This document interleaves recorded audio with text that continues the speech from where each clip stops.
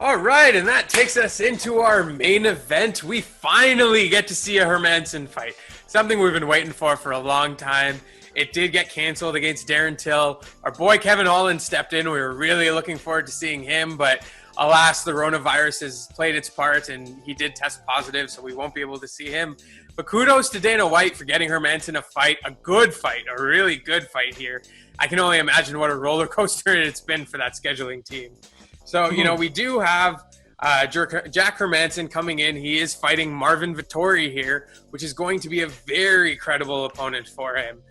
In terms of rankings, this is going to be a great bout. It's good to see Vettori get his shot. He's won 3 in a row. His last loss came in the ring against Adesanya, and we know all about him. So that's, no slouch right there. So a lot of credibility there. Hermansson, he comes in having won 5 of 6.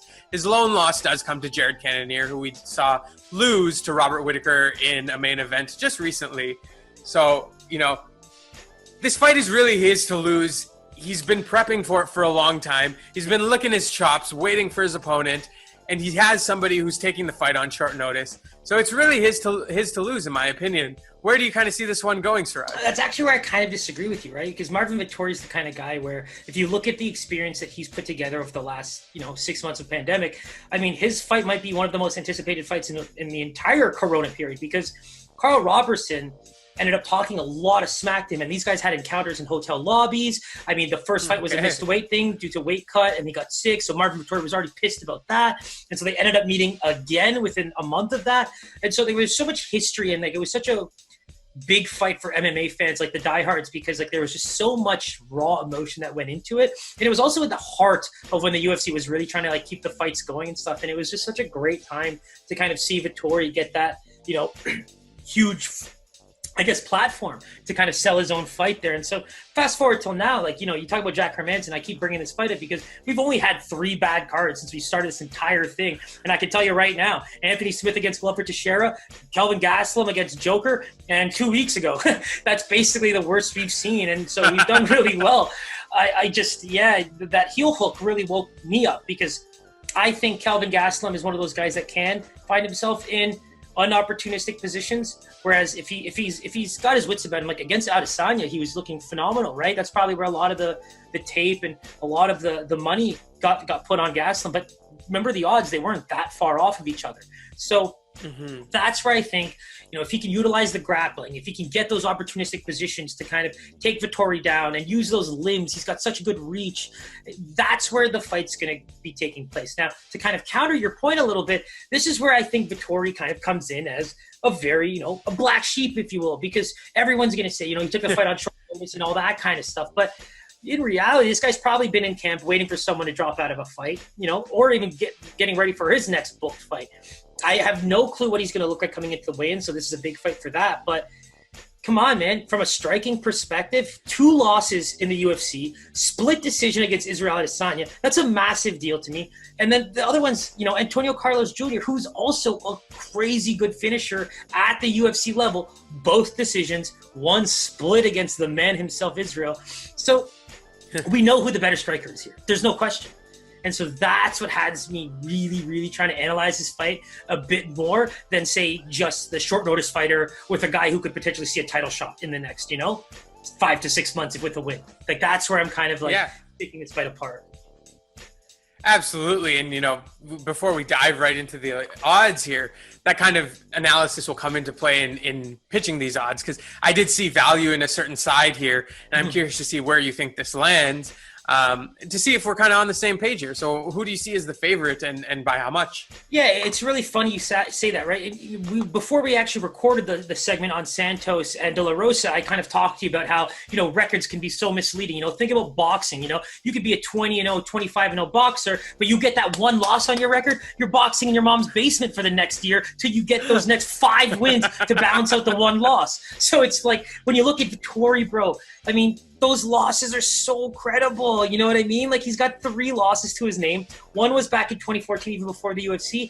And the other 2 are just such good fighters. I'm going to say they're unbiasedly, one is definitely a top 10 fighter in the UFC. And the other one is, it sounds like it's really, really far up, but a top 50 to a top 100 fighter in the UFC these days is a big deal. And I think Antonio Carlos Jr. falls into that.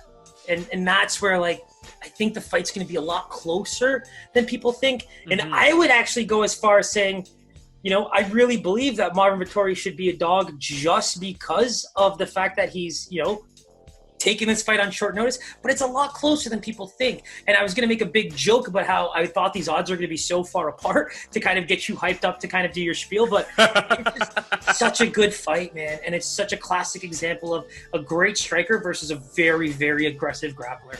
Yeah, it's going to be a barn burner. I'm really looking for. I'm glad we get 5 rounds of this beauty right here. Mm-hmm. What I, you know, kind of working off of what you said, it just shocked me that Hermansson comes in as the dog here. Wow. Yeah, it was a little tough for me to understand, especially the size of dog he opened at. You know, he was a plus 180 to open, minus 200, you know, from Marvin there, which is a little crazy to me. Since then, you know, the line is normalized a bit. Hermansson is plus 110 now with Marvin at a minus 138. But man, those opening lines were crazy to me. 2 things, Pies. I'm going to say 2 things here. One, clearly this guy has either still been in camp. People are aware that this guy has not been, like, you know, eating cheeseburgers and eating ice cream on the couch for the last, like, couple months since his last fight. That's a guarantee. And the second thing is that I think what I just described to you from an elite striking perspective, from a grappler perspective, I think that's playing a much bigger role than I guess even I anticipated or you anticipated, because it might be that clear cut of a, you know, evidence factor of the fight that Jack Hermansson is that much worse of a striker than Marvin Vettori. And that's playing, you know, opening lines like that. That's crazy to me, because you have to. How do you quantify that, Pies? How do you quantify a short notice fighter becoming a minus 200? Right? Like, how can you quantify that? And I honestly believe it's 2 things. This man, it's proven that he has not been out of camp, and 2, it's clearly well documented, at least in the Vegas handicapping world, that this guy is a very good striker.